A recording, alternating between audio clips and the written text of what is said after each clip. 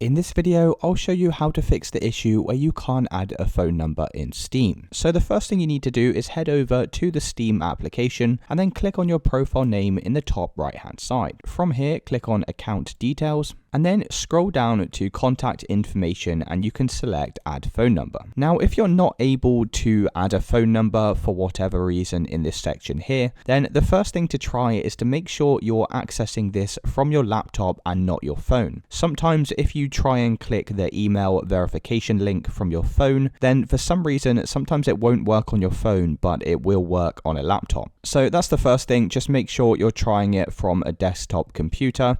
And if that's still not working and there's no way to add your phone number, the only thing we can really do to verify and get our phone number added here is to come over to Help in the top navigation, click on Steam Support, and then scroll down to My Account and select this drop down. Then you need to select Steam Guard Mobile Authenticator and select this drop down. And right at the bottom, you'll have this option to select My Issue Isn't Listed. So if you press this, we're now able to write directly to the Steam support team. So in here, you just need to write something along the lines of, "Hi, I'm unable to add a phone number to my account. Please can you help? My phone number is," and then just write your phone number. And then all you need to do is go ahead and press on the Send button here. And now that you've sent this Steam support ticket in, what will happen is if you come over to Help again in the top navigation, click on Steam Support, and then if you scroll down to View My Steam Support Help Requests, you'll now need to wait for one of the support team to reply to your query. So you can just keep checking this Steam support section here. They'll also notify you by email when you get a reply, and that should have now solved the issue where you can't add a phone number to your account. And that's it, guys. If you did find this video helpful, then let me know in the comments below and I'll see you in the next one.